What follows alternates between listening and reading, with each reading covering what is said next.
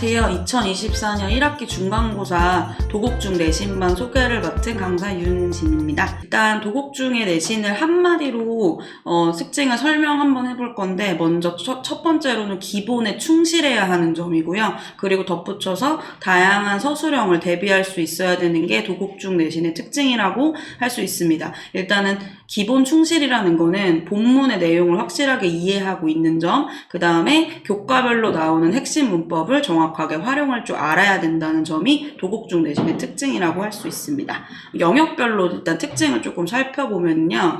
일단은 첫 번째로 대화, 저희가 보통 듣기 스크립트에서 나오는 영역인데요. 이거는 유형은 내용 일치나 주요 표현 빈칸 추론 영역이 나오고요. 그러니까 내용 일치가 굉장히 많이 나오는데, 기본적으로 대화 내용의 전체 내용이나 그리고 흐름 등을 학습을 해놔야 되고요. 그 다음에 주요 표현들이 항상 있습니다. 듣기 스크립트에서 뭐 예를 들면 제안하기, 뭐 사과하기 이런 식의 표현들이 있는데, 이런 표현들은 그 본문에 제시되어 있는 내용뿐만 아니라 바꿔 쓸 수 있는 표현까지 전부 암기를 해두면 좋고요.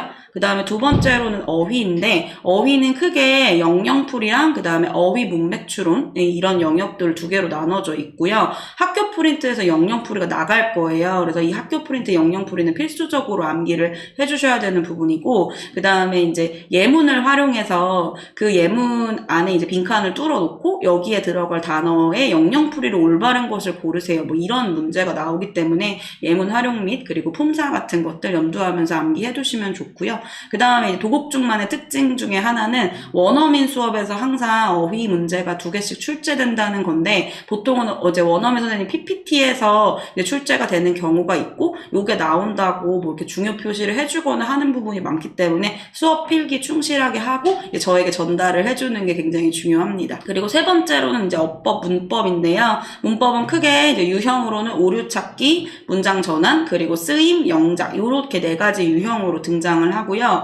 교과별로 핵심 문법이라고 해서 이제 교과별로 2개씩 핵심 문법이 제시가 되는데, 그런 핵심 문법뿐만 아니라 본문 안에서 본문을 구성하기 위해 사용되는 문법들도 출제가 되니까 본문 내용을 꼼꼼하게 학습하고 있어야 되고요. 또 한 가지, 1학년 때 이제 우리가 배웠던 문법들이 기본적으로 정리가 되어 있어야 하는 거는 당연하고요. 그리고 이 도곡중 어법 문제 특징 중 하나가 본문에다가 빈칸 뚫어놓고 그 빈칸에다가 알맞은 접속사나 전치사를 넣는 문제들이 계속 출제되고 있거든요. 그래서 접속사나 전치사가 제대로 활용이 되었는지 이런 부분들 계속 가지고 가야 되고요.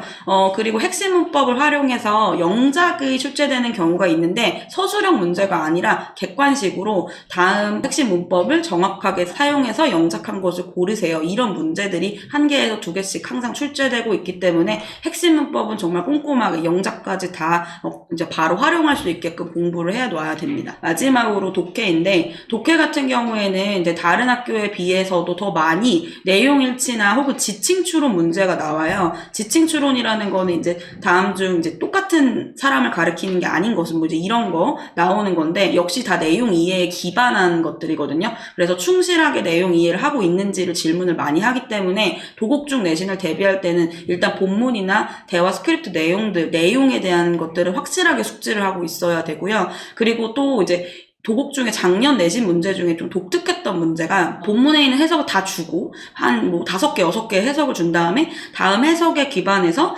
영작이 제대로 안 된 것을 고르세요 해가지고 본문을 전부 해석과 영작 문제를 다 이제 좀 점검하게 하는 문제가 나왔었어요. 그래서 전체적으로 본문 통문장으로 암기하고 있냐 없냐 하는 것들이 많이 갈렸었고, 그래서 기본적으로 이제 본문이라던가 제시되어 있던 것들을 확실하게 암기까지 가는 것으로 공부를 끝까지 해줘야 되고요. 그리고 또 외부 지문이나 추가 지문도 1-2지문 정도가 나왔기 때문에 기본적으로 이제 독해력은 있어야 되고, 그런데 도곡중 같은 경우에는 이제 외부 지문, 추가 지문이 이미 프린트로 제시가 되었던 부분이라 이제 이런 것들 미리 프린트 공부도 좀 꼼꼼하게 해둬야 됩니다. 그리고 이제 마지막으로 서술형인데, 영역별 내신 특성에서 서술형인데요. 조건 영작, 오류 수정, 문맥 추론 이렇게 3 유형이 나왔습니다. 사실 중학교 2학년 첫 번째 중간고사라고 하면은 보통은 조건 영작만 내주시기 마련인데, 기본적으로는 조건 영작이긴 한데 그 조건 영작에서 다음 문장의 오류를 수정해서 다시 영작하세요라고 하거나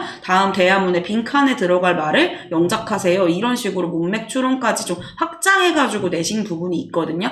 그 이유가 뭐냐면 이제 2023년에 2022년까지는 서술형이 없었다가 2023년에 서술형이 부활하면서 이런저런 실험을 해보신 것 같다는 생각이 들어요. 그래서 뭐 문맥 추론뿐만 아니라 어법까지 다양한 요소를 고민해서 서술형을 대비를 해야 되고요. 다행인 거는 이제 어법 같은 거 핵심 어법에서 교과별로 나오는 핵심 어법에서 출제가 됐었고, 그 다음에 대화 빈칸 넣는 것도 대화 주요 표현을 쓰는 문제기는 했어요. 그래서 다시 한번 말씀드리지만 기본에 충실한 거, 본문 제대로 외우고 핵심 어법 제대로 공부하고, 그리고 대화 주요 표현 바꿔 쓸 수 있는 것까지 전부 암기하는 것이 도곡중 내신의 핵심이라고 할 수 있습니다. 자, 이렇게 도곡중 내신을 이제 대비하기 위해서 저희 내신 수업 어떻게 구성되어 있는지 소개해 드릴게요.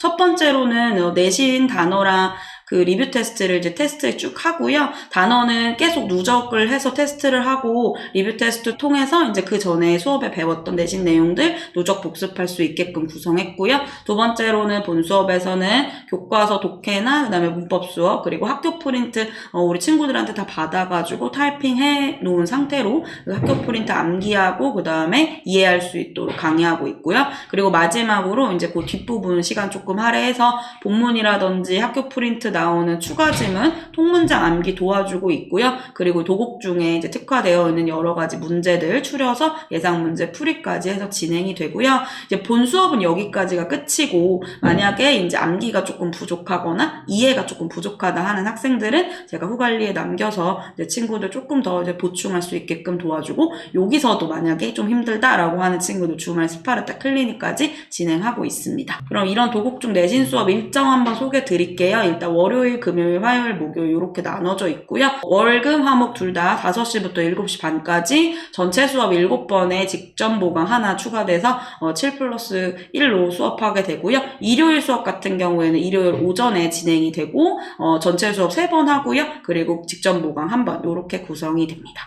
도곡중 내신은 정말 기본에 충실하면 되는 수업이기 때문에 최대한 그 기본 안에서 벗어나지 않고 다양한 유형들 학습할 수 있게 제가 도와드릴 거고요. 같이 내신 A등급으로 갈 수 있었으면 좋겠습니다. 감사합니다.